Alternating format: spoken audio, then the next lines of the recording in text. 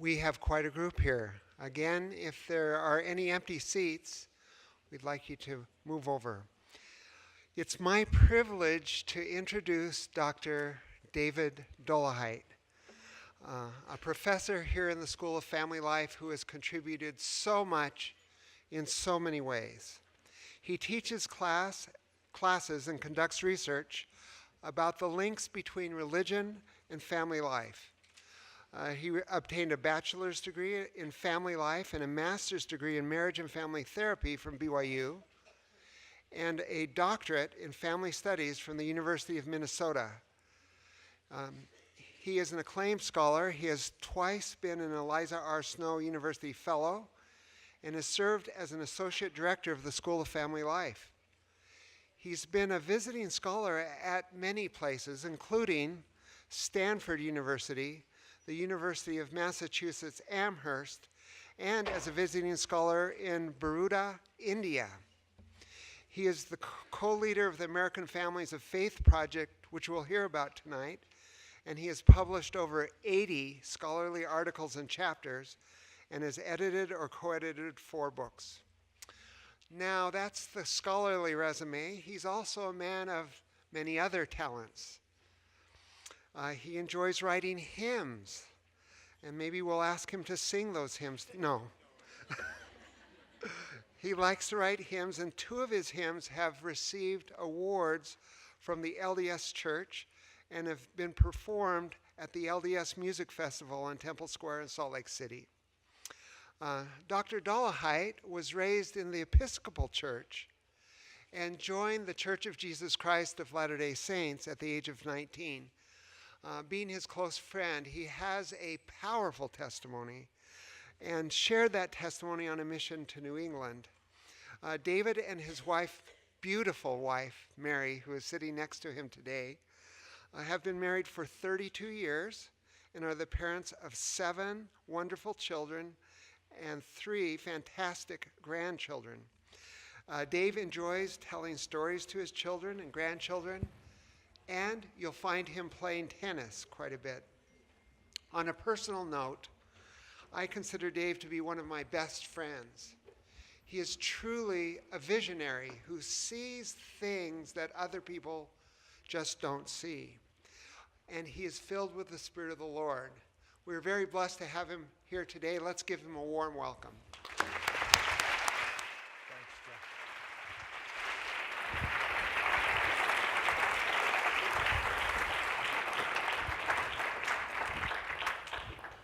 Thank you. Can you hear me okay? So they told me I have 50 minutes, so I'm setting my timer. At 50 minutes, we'll hear the sounds of harps playing, and we'll know it's time to go partake of some heavenly refreshments out in the other space. First of all, thank you. Thank you all for coming. I'm so grateful to see you here. I'm particularly grateful to see so many students here. I hope you enjoy the lecture. I hope that the extra credit points that you get will move you from an A to an A++++. I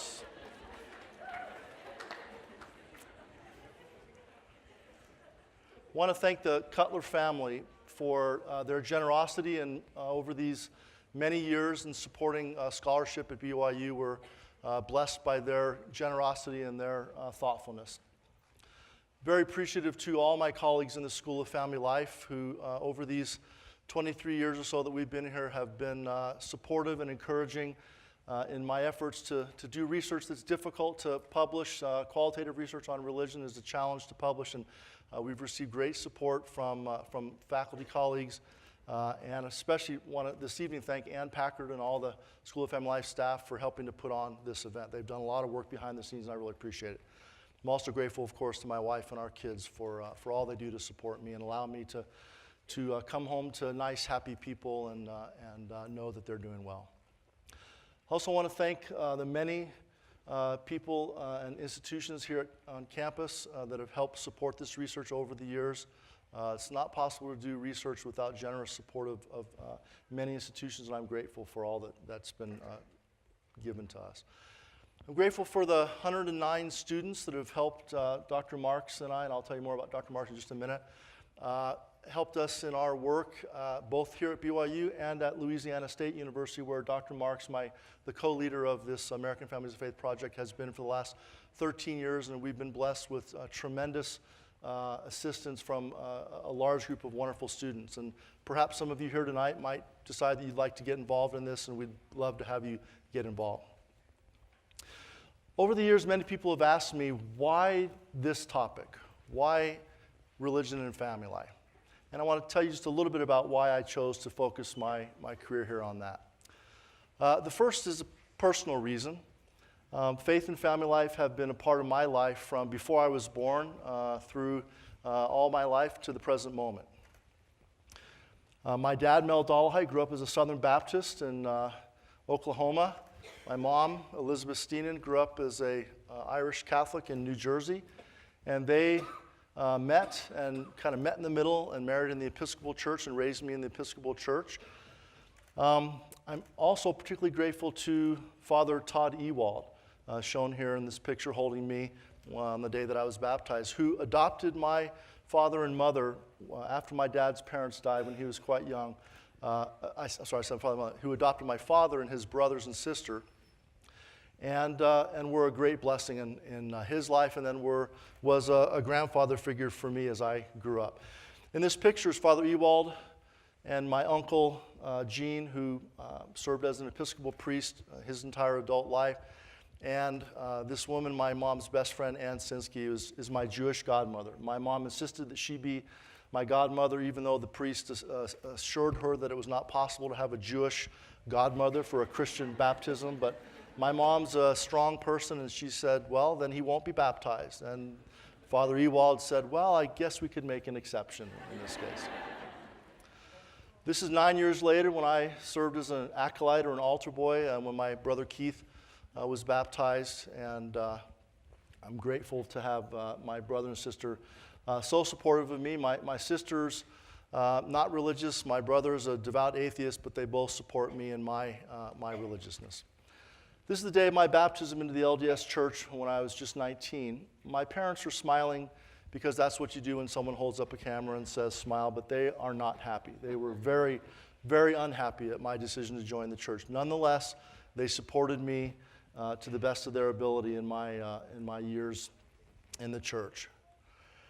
These are a few of the great families I had the blessing to teach and work with on my mission. And the people that I worked with closely as a missionary were a large part of what turned me toward the idea of studying family and faith, and toward the idea that there are so many great blessings that occur in the lives, in the marriages and families of those who live their faith, that I decided to devote my life to that. And then this is my great family. It's a little bit dated. My kids are all older and even better looking than this picture. But this is the last time we were all together. My daughter and her husband and our 3 grandkids are over in London, so we haven't had a picture of them recently. Another reason why family and faith is because it's so important to so many people. Many people will tell you that the 2 most important parts of their life are their family and their religious beliefs. And I love getting people to talk about what matters most to them. I'm so blessed to be able to interview people and hear them talk about the ways that the 2 most important things in their life are connected to each other. The question I find most satisfying and most compelling to study is, what are the ways of being religious that are most likely to lead to happy, high-quality marriages and families? And that's what I'll talk with you about tonight. Practical reasons. Religion is incredibly powerful, and it has power to both help and sometimes to hurt. And I believe it's important for us to find out those ways that living your faith is most likely to lead to happy, strong families, and those ways to be religious that you might want to avoid if you want to have a strong and happy family. I am deeply committed to being a part of the fulfillment of the Lord's promise and charge to Abraham that his seed would be a blessing to all the families of the earth. And that's, in many ways, the sort of spiritual underpinning of the American Families of Faith project. So let's talk about that project a little bit. Lauren Marks was an undergraduate student here and had one of my classes. I invited him to get involved with me in research. He did, and we published some things together. He went off and he first did a master's here, then did a PhD at Delaware, and then was a professor at Louisiana State. And he and I have led this project together, and it's been a great blessing for me to work closely with Lauren. I do want to quickly go to our website and just mention a few other key contributors that have helped Lauren and I, a number of students, mostly graduate students here and at LSU. These 13 people we show here, and you can, I hope you'll take a look at our website when you get a chance, are people who have been heavily involved in the project, often as graduate students, so they've spent years involved. And we've got people from a variety of faiths and cultures and ethnicities, and they've all brought great strength to, yikes, to the project. Okay. So always got to be technical things. Okay. So what are we trying to accomplish in the American Families of Faith project?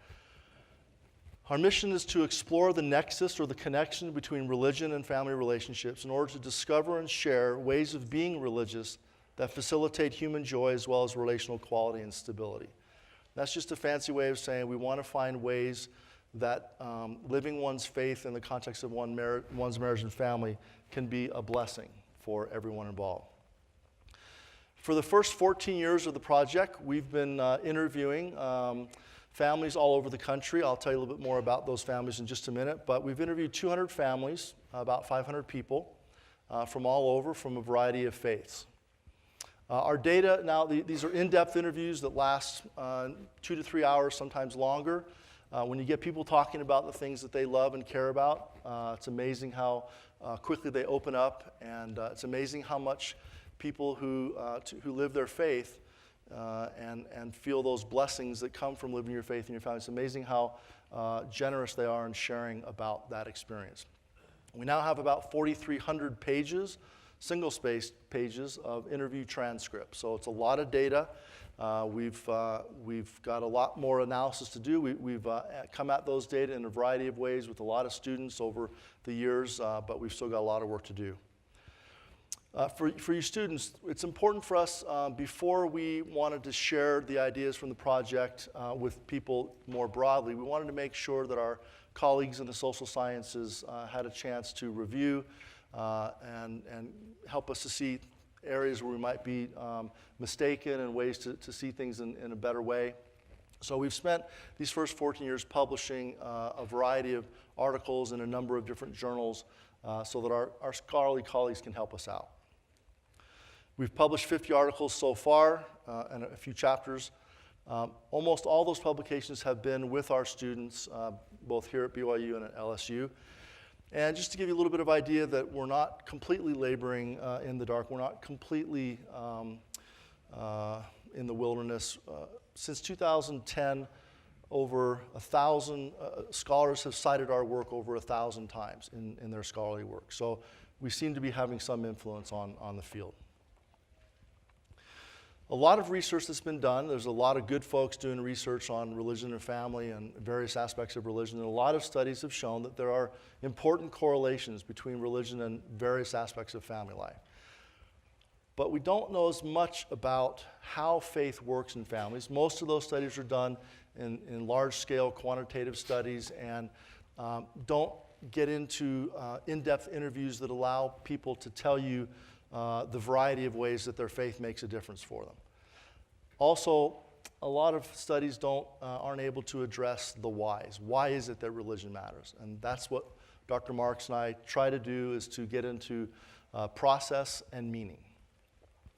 In order to do that, we felt that we needed to interview a number of folks for whom their faith was very important.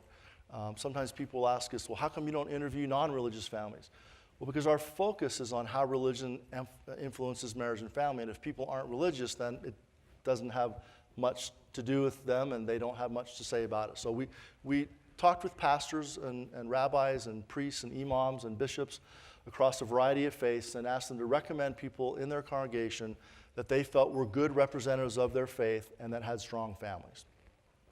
So yes, it's a very limited, narrow sample. It's not a random sample.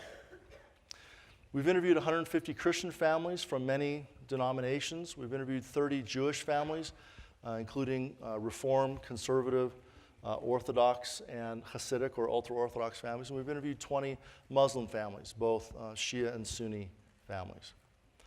Over half of our sample are folks of various ethnic diversities. Here's most of them that we've interviewed folks. Many are immigrants, especially our Muslim families. Many of them are immigrants. So we feel like it's a diverse sample, both religiously and ethnically. We also have taken pains to interview people throughout the country. So we've interviewed people in 17 states, in all 8 regions of the United States, so that we're not just talking with Southern Baptists or not just talking with Utah Mormons, so we're talking with folks from all over. All 200 of the couples that we interviewed were married, and they all had kids, married on average 20 years, mostly middle-aged folks. The parents were mostly middle-aged, but we had a wide range as well, wide range of socioeconomic statuses. And we also, in 55 of the families, we interviewed adolescent kids. So we interviewed a total of 80 adolescent kids in those 55 families, and I'll tell you a little bit about what we learned from them in just a few minutes. So what did we ask these folks? Well, in the couples, we first interviewed couples and asked them how they felt that their religious beliefs and practices and communities impacted their marriage. Next, as I said, in 55 of the families, we also interviewed kids, and I did all those interviews, and we brought the youth in with the parents and interviewed them together. It was a lot of fun to get teenagers and a couple young adults, but mostly teenagers in their mid-teens, and their parents talking together about how they lived their faith. And teenagers are a great reality check on what was presented, so I'll tell you a little bit more about that in a few minutes. We've used a variety of qualitative approaches in analyzing our data. Mostly we've used grounded theory, which means that you try to approach the data without preconceived ideas. You go in and see what people are telling you, and you try to hear what people are saying and try to make sense of it and present it. We've also done other approaches where we've had theories that we wanted to test and see how we could explore whether those theories made sense in the data that we collected. We often use teams of students, 6 or 8 or 10 or 12. One time we had 20.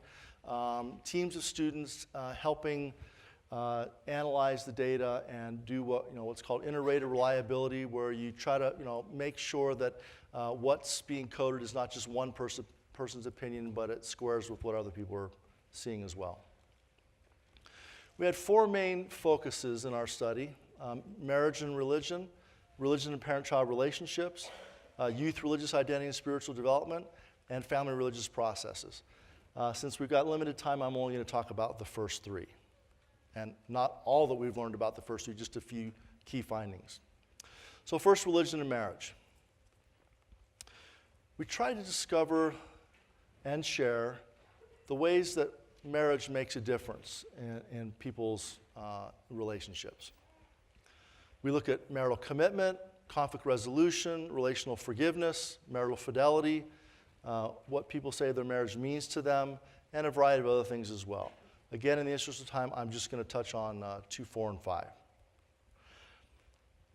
We published an article in the Journal of Family Relations about how religion helps couples avoid, respond to, and reconcile after conflict. I'll give you some quotes in a minute, but in a nutshell, we found that religion has an impact at all stages of the process of marital conflict. It helps couples avoid. The basic idea here is that when you have a deeply shared set of beliefs and understandings, you avoid a lot of problems off the bat. But when problems do occur, and they occur in all marriages, religious beliefs and practices and communities help in a variety of ways couples to resolve those. A lot of couples talked about being in the midst of an argument or some kind of tension or some kind of distance, some kind of issue in their marriage, and praying together or praying separately and coming back together and having that make a real difference in their marriage. And then after the active conflict is resolved, religious beliefs and practices, particularly forgiveness, help people move on and not hold resentments and anger.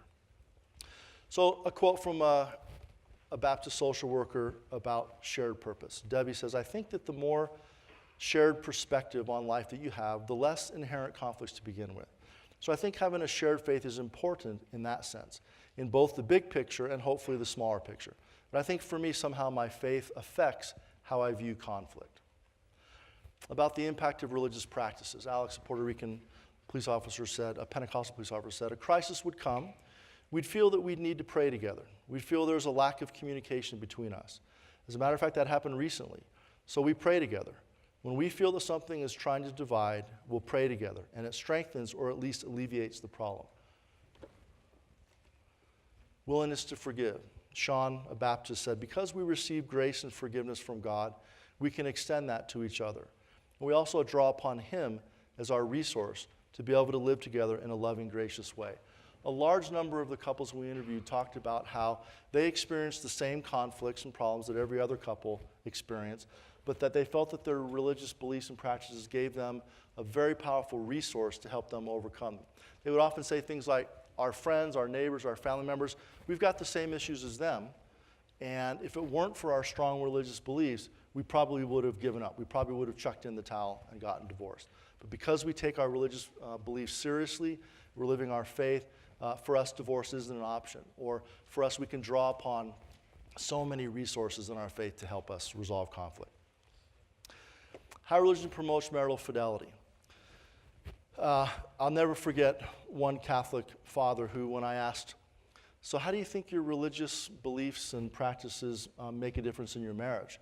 He said, "Well, when my wife and I got married, in front of God and the priest and everyone, I take that seriously, but I got to tell you, what really makes a difference is when I think of the fact that my wife's 10 brothers were standing there when I made my vows to be faithful to my wife, and when I think of what they might do to me if I were not to be faithful."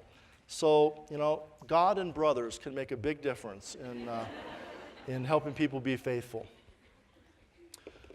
What we found was religious beliefs and practices had a variety of kinds of influences on fidelity. The bottom set of ideas are the fact that religion sanctifies marriage. When people spend sacred time together, when people have a shared vision and purpose in life, when people feel like their faith helps them be more moral, more virtuous people, when they receive the help, as we just talked about, in times of difficulty. And when they, as almost everyone that we interviewed mentioned, when they're dealing with challenges, struggles, difficulties of all the kinds that families deal with, when they feel that they can turn to God and ask for help and actually receive divine assistance. And we heard hundreds of stories about the very particular ways that God helped couples. And you all know what it means to have the Spirit in your life and to have challenges and questions and to pray and seek guidance from the Scriptures and from church leaders and receive specific things to help you. Well, that's a very common practice among all people of faith. And they spoke about what a difference that made. Religion really encourages and supports relational commitment. Almost everyone's committed when they're young and in love. But what do you do when tough times come? How do you keep being committed? Religion helps in so many ways. People spoke often about their relationship with God, about how they didn't want to disappoint God or Jesus or Allah, that they love God and don't want to disappoint God in their lives. And so they seek God's blessings and help to help them stay faithful. We asked married couples about 20 questions on a variety of subjects. One of the things, the analysis we did that I did with Dr. Alan Hawkins, who gave the opening prayer, is looking at what people say marriage means to them.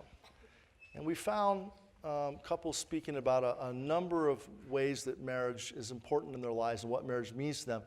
An overriding theme was that marriage is something more, that religion allows marriage to be more than themselves, more than even just a couple, more than just family. That because of the divine transcendent aspect and because of their faith community, because of their religious commitments to be a blessing and to serve others, marriage wasn't just about the two of them, but religion helped the two of them in a great many ways.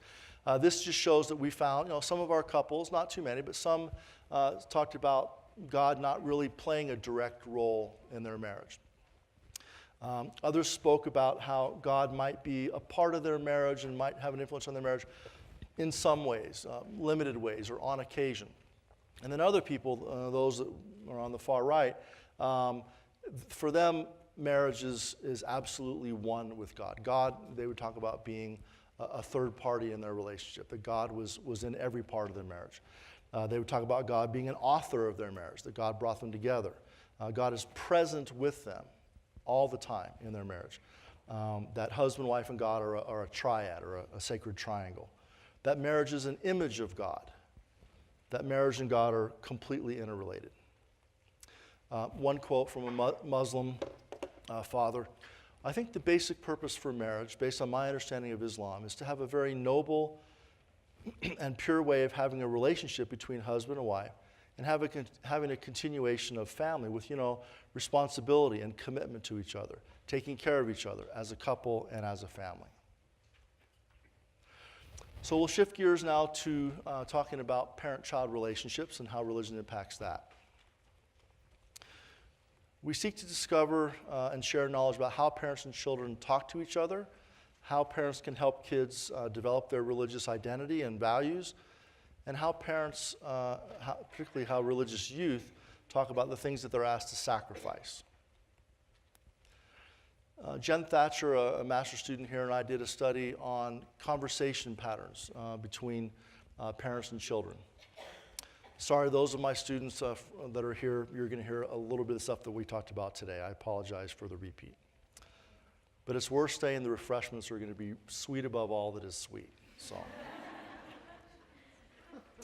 So we asked those that we interviewed, we gave them a list of 20 kinds of religious activities that families do. Reading the scriptures together, praying together, watching religious videos, listening to religious music, going to church together, serving together, etc. And turns out that families rated, we asked them how often they did these things and how meaningful these things were to them. And it turned out that religious conversations were the second most frequently mentioned religious activity after saying some type of a grace or blessing on meals, which happened for these families pretty much every day, and often more than once a day. And it was the second most frequent and the most meaningful practice. So when we as religious people think about what do people do together religious, we often might think about religious practices, celebrations, rituals, traditions, and so forth, and certainly those things are very important and a very central part of many families' lives. It turns out that talking together about your faith, talking the talk together, is a hugely important part of family life. We found that there were two basic kinds of conversations that people had. One that we called youth-centered conversations and one that we called parent-centered conversations. If you look in the middle of this, this is sort of a table with four people around it, so to speak. I mean, that's kind of the image I want you to have in your mind. People sitting around talking about things of a religious nature. The youth-centered approach to conversations, and this was described by both youth and parents, is where the adolescent talks more and the parents listen. The adolescent seeks and receives understanding from parents. Religion is related to the adolescent's life. The conversation is open. That is, it might not stay on the topic of religion. It might well meander around to various other topics. And the parent-adolescent relationship is nurtured. It's clear that the parents are about nurturing the relationship, not about cramming religious ideas down the adolescent's throat. Parent-centered conversations, which again, both youth and parents talked about this, involve the parent talking too much, the parents giving demands without explanation, the parent talking about religion without the child really wanting them to. And the conversation is too restrictive, meaning they're talking about some religious idea and then the adolescent brings up something that's important to them in their life and the parent doesn't go with that. The parent sort of let's just keep talking about religious things. Let's not talk about YouTube videos. Let's get back to, and I hear myself doing that with our kids sometimes. And by the way, the way that we tapped these kinds of ideas is we asked both parents and kids, remember they're together. So I asked the parents how they thought that what they thought was most important to transmit their values and beliefs to their kids. I asked the kids what they thought their parents did that was most meaningful and helpful in transmitting their faith to the youth. And then I asked, so when you guys talk about religious issues, how does it go? Kind of give me an idea of what that looks like. And it was fascinating to hear, often the fathers would say, we get along really well, and, we have these really positive. And then, one of the teenagers would say, Dad, are you kidding me? I mean, it was really fun to see how often the kids were a reality check for their parents. So here's a couple examples. Chad, a 12-year-old Episcopalian boy, said sometimes, and this is illustrating that parents sometimes talk too much, sometimes I ask a question and then I think that they go too far because they start talking too much. And then I say, I don't want to discuss it anymore. And I try to walk away. Then they have me come back in and I'm like really mad. And these teenagers were really like a lot of things that they use the word like for. We mostly edited them out, but I leave them in once in a while just to remind you we're talking with teenagers. An example of the youth talking and parents listening. A Hasidic Jewish mother said, we find the older kids they have so much to say, and they come home and they don't want to hear us talk, they want to talk. Kira, a Lutheran mother, said, I've learned that less words are better because sometimes if you just plant the seed, their mind will work on it. Parents' religious talk unsolicited or unwanted. Haley, a 14-year-old LDS gal whose father is a seminary teacher, said, he always, for every situation, even for something like a math problem, he can relate a scriptural principle, and it can get really annoying. And she said this, I'm not even close to how much energy she said that with. And her mom is nodding, and her dad is, yeah. So, it was, I would imagine that my kids would probably say something similar if they were interviewed about, tell me about, your dad, and does he talk about religion much? Oh, boy. A positive example of an adolescent seeking and receiving understanding from parents. Mandy said, and they're always willing to talk to me about any questions I had, and they explained what they believed to me. Notice, talk to me about any questions I had, so suggesting that she initiated the conversations. Ralph LaRossa, a great qualitative scholar in the family field, recommends that when we do qualitative research, because there's so many stories and quotes from so many people saying so many kinds of things, that it's important to try to capture the essence of the findings in a sentence or two. And here's what we did for that study. When parent-adolescent religious conversations are youth-centered, the emotional experience is more positive for both parents and adolescents than when they are parent-centered. And both parents and youth talked about this. The parents knew when they weren't doing it quite as well as they would like. They realized that they needed to grow and improve. It was a blessing to see how often in these conversations, when the kids would say things, the parents would respond. Now, granted, I'm an outsider. I'm there. They were, being nice and polite. Who knows what happened after I left? But a number of times, I don't know if it was the vast majority, but in a good number of cases, one of the questions I asked the youth was, so when you see yourself, project yourself down the road, 10 years when you're a parent, how do you think you're going to do religion in your own family? And a large number of them said something like, wow, my parents are actually doing a great job. I think my parents are awesome, and I'm just going to try to do just like my parents. And mom and dad would kind of look at each other and, did you hear it? And you'd have some, because hearing a teenager say something like that about the things that you care most deeply about and that you're doing okay, what a blessing for those parents. And frankly, a lot of those parents, when I would go to give them the money that I would pay families who would participate as a token of appreciation, I'd go to pay them. A number of those parents would say, no, this was so fun, this was so much fun. And hearing my child say that they thought I was doing okay, that's priceless. So, and then I would say, well, you can use the money to do good. You don't have to use it for yourself. And the teenagers would say, I'll take it. I'll take the money. So I'd hand the money to mom. Both parents and youth got paid, but often there was a transfer of wealth right there in the interview.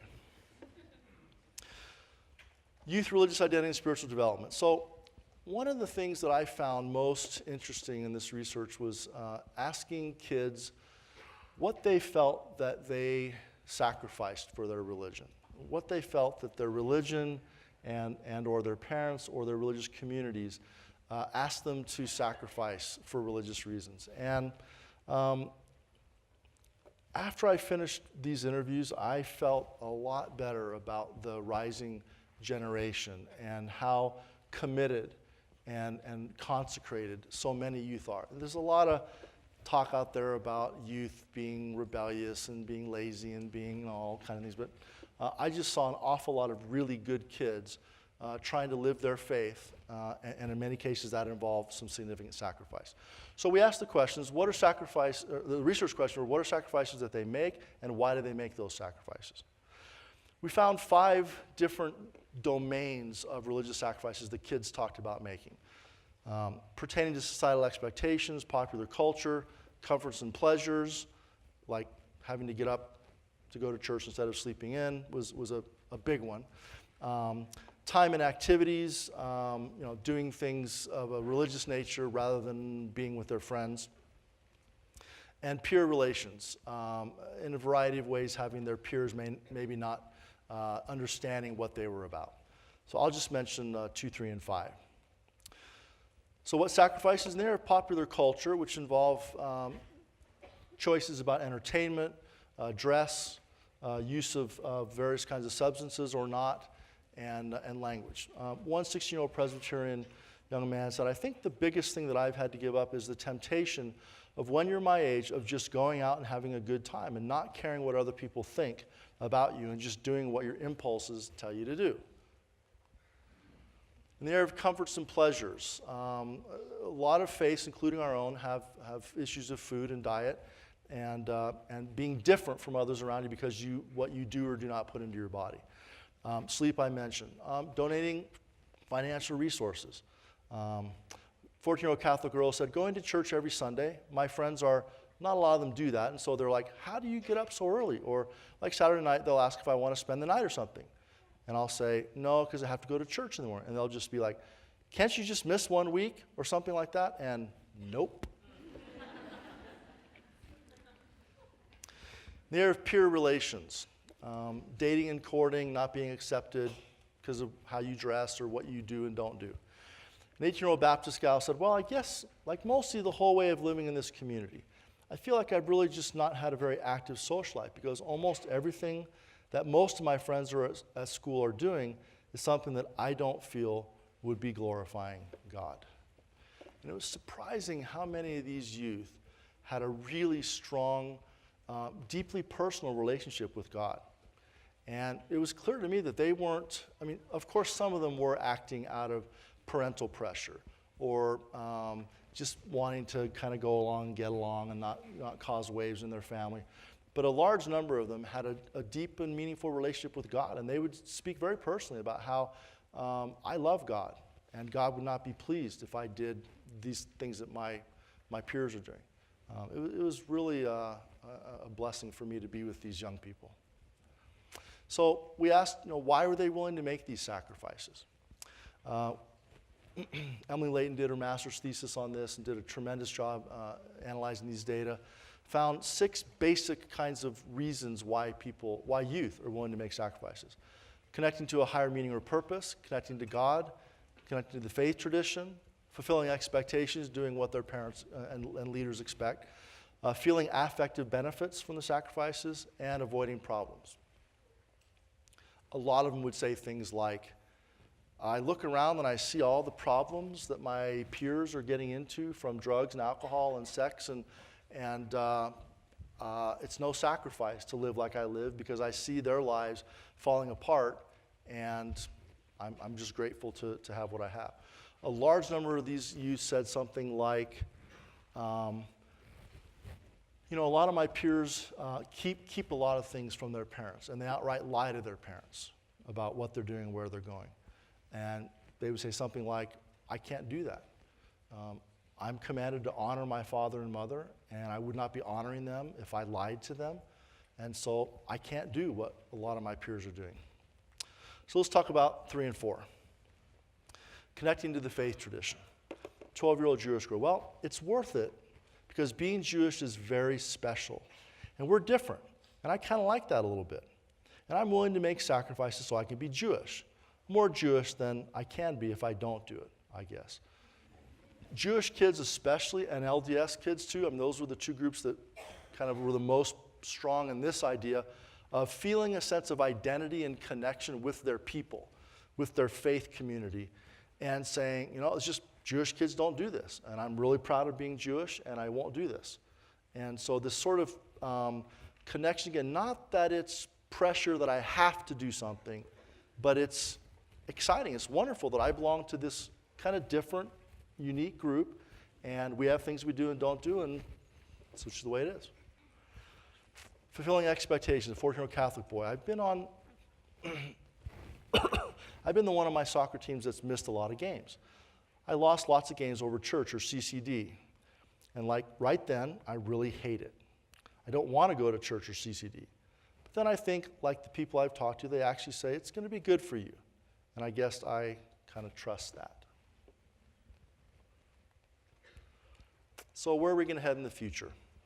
Thus far, Dr. Marks and I have mostly focused on trying to understand successful American families of faith. These are folks who have, in most cases, been married more than 20 years, are relatively happy, successful people, and we wanted to understand what is it about their faith that seems to make a real difference in their family life.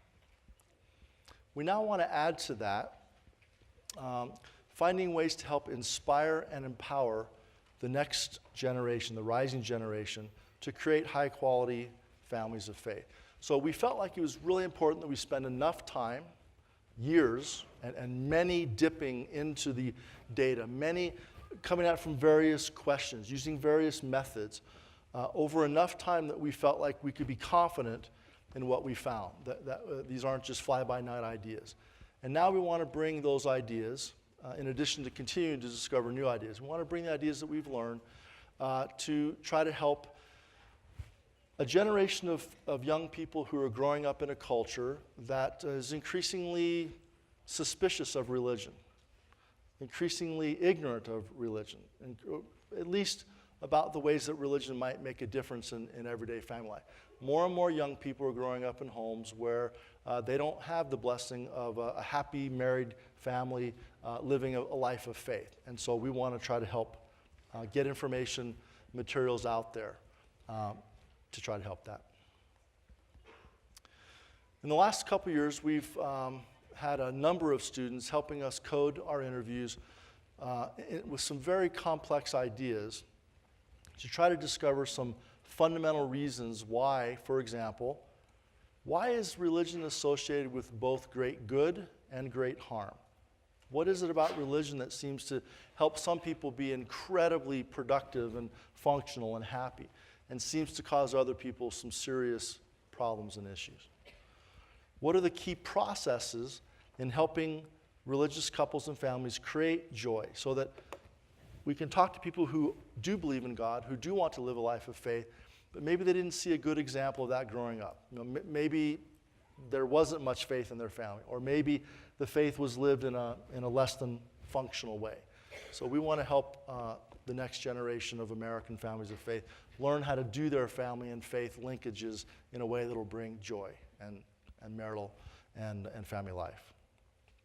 So one of the ideas is we've been coding the data for a series of 10 dualities. The fact that religion, for example, I've highlighted number 2, I'll talk more about it in a minute. Religion, families of faith treat God as both a close confidant and as a distant authority figure. And I'll show you some data on how often that's the case in the same family. A few others, religion and family life both creates and addresses anxieties. Religion and family life both excites and calms emotions. It is both a conservative and a transformative force. It both helps people preserve traditions, but it also sometimes can cause radical change. Religion is both unifying and dividing. So these are the kind of things that we've been having our students code. The second one I mentioned, that families treat God as both close confidant and an authority figure.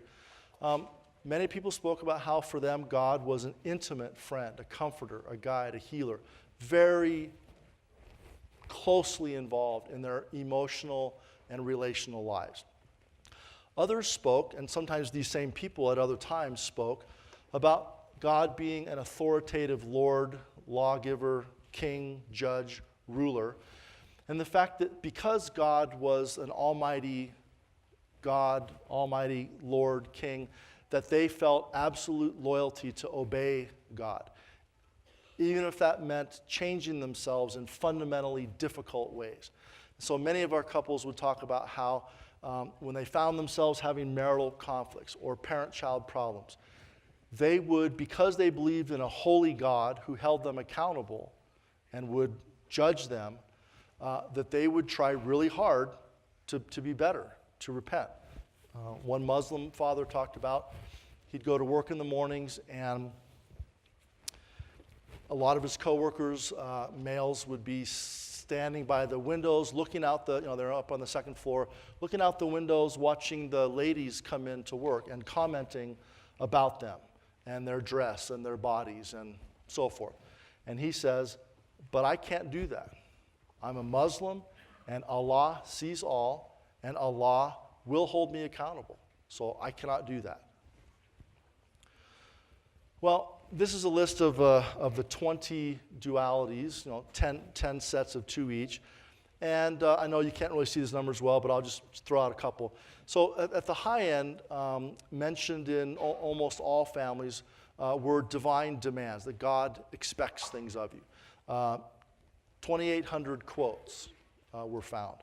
The second one, that religion addresses anxiety.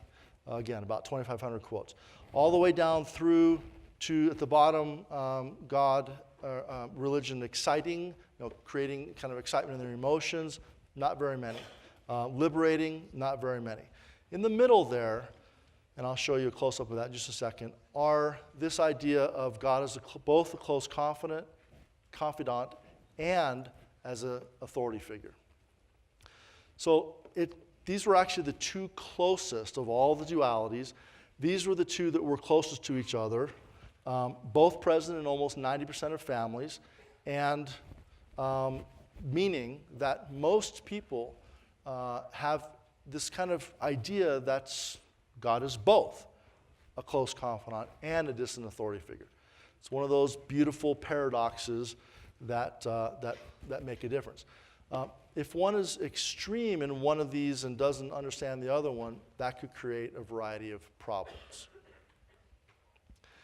So we looked at key processes to facilitate human joy and relational well-being, and had our students code the interviews for what we call complements. We've got 16 pairs of complements. I just mentioned 4 pairs here. these are ideas that religious couples, religious families who attend to both of these things. These are not necessarily opposites, but they're a little different and sometimes in tension with each other. And those folks who are able to attend to both of them in balance tend to do better. So, combining rituals and relationships. Some people are very focused on rituals and forget that they've got to attend to relationships. Some people are so focused on relationships that they kind of ignore the rituals. It's important to do both. Both firmness and flexibility, both tradition and transformation, both commitment and compassion. And here's a list of the ones that we're looking at. And we believe that because religion has all these dualities, that those families that are most successful at balancing some of the tensions, balancing some of the ways that religion can be different, are more likely to be successful. And we're testing that right now. Over the years, a lot of people have asked me, a lot of reporters especially, so what have you learned from these interviews? You know, what have you learned from this research that you've done? The answer is a lot of things. I'll just mention a few. There are deep commonalities among people that are highly religious. Lauren and I are blessed to sit in the living rooms and kitchens and places of worship with wonderful folks of many faiths.